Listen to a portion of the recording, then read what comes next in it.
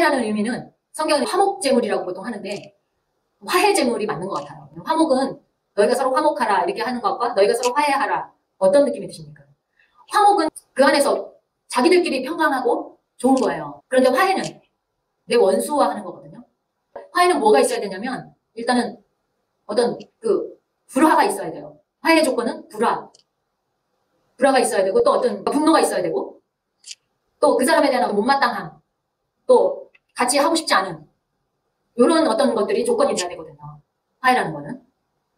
근데 딱 그 조건이잖아요. 하나님과 내가 죄악된 나와 가까이 내가 구원받기 이전에 내가 죄인이었을 때 하나님과 가까이 하지 못하는 어둠과 빛의 차원이잖아요. 하나님께서 제일 처음에 빛이 있으라 하실 수밖에 없던 거예요. 어둠에서 빛을 갈라내신 거예요. 그래서 우리가 성경을 볼 때는 다 떨어뜨려 놓고 생각을 할 수가 없더라고요. 원점은 거기에요. 거기로 돌아가는 거예요. 창세기 1장 1절로 돌아가는 거예요. 혼돈하고 공허하다. 흑암이 깊음 위에 있었다. 그 다음에 이제 3절부터는 하나님께서 빛이 있으라 명령하셨죠. 그러니까 맨 전에 있어야 되는 건 뭐냐면 어둡고 혼돈하고 공허가 있어야 돼요. 흑암이 있어야 되는 거예요. 우리가 빛을 발견하기 위해서는. 온통 빛뿐이라면 하나님께서 빛을 굳이 있으라고 하실 필요가 없는 거잖아요. 그냥 하나님께서 흑암 가운데서 어둠 가운데서 빛을 갈라내신 거예요. 나누신 거죠. 우리와 믿는 자들과 믿지 않는 자들, 예수님을 구세주라고 믿는 자들과 믿지 않는 자들을 가르신 거죠. 그래서 로마서 8장 3절 보면 율법이 육신으로 말미암아 연약하여 능히 하지 못하는 것을 하나님께서는 하셨나니 자신의 아들을 죄 있는 육신의 모양으로 보내시고 죄로 인하여 육신 안에서 죄를 정죄하셨다.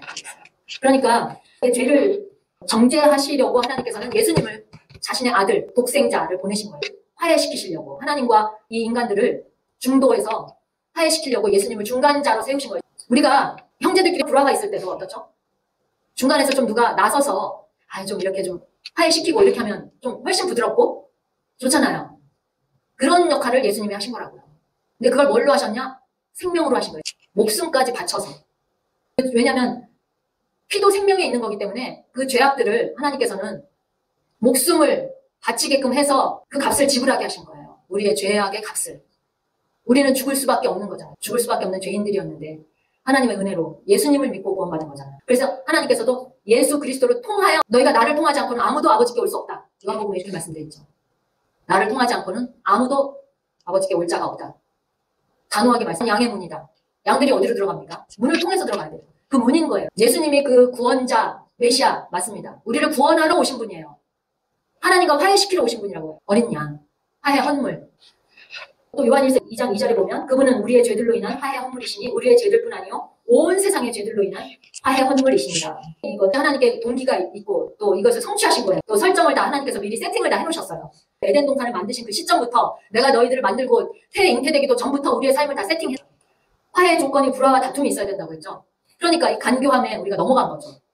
우리가 늘 죄를 지고 살다 태어났은 그 순간부터 우리 이미 죄인 거예요. 그래서 하나님께서 너희 부모의 죄가 3, 4대까지 부모의 의가 1000대까지 흘러내려온다는 걸 분명하게 하나님께서 이어받는다는 것을 너희가. 그러나 나중에는 어떻게 되냐? 부모의 죄를 너희가 뒤집어 쓰지 않고 각자의 죄는 아버지의 죄는 아버지가 아들의 죄는 아들이 책임진다. 이렇게 됐죠. 근데 예수님은 우리에게서 화해자가 되신 거예요. 그래서 하나님께서는 그것으로 인해서 우리가 구원을 받게 하신 거예요. 근데 우리가 뭐라고 이 사람들이 죄인인데 이 사람들이 뭐라고 안 받아들이고 예수님을 구세주로 인정하지 않고 모셔드리지 않고 어떤 그 역사 속의 한 인물로만 본다는 거죠. 근데 그것도 하나님께서 허락하신 거라고. 이 성경에 써 있어요. 택하신 자와 택하시지 않은 자, 부른 자와 부르심 받지 않은 자, 큰아들과 작은아들, 양과 염소 분명히 있다고 말씀하셨어요. 선택은 우리에게 있지만 부르신 분은 하나님이신 거예요. 그런데 그 선택에 우리가 부응하느냐 아니냐는 우리 자신에게 달려있는 거죠. 예수님을 그냥 나의 죄악을 위한 헌물이고 화해 헌물이시고 내 죄를 예수님의 피로 내 피를 쏟을 것을 예수님이 대신 피를 흘려주셨구나.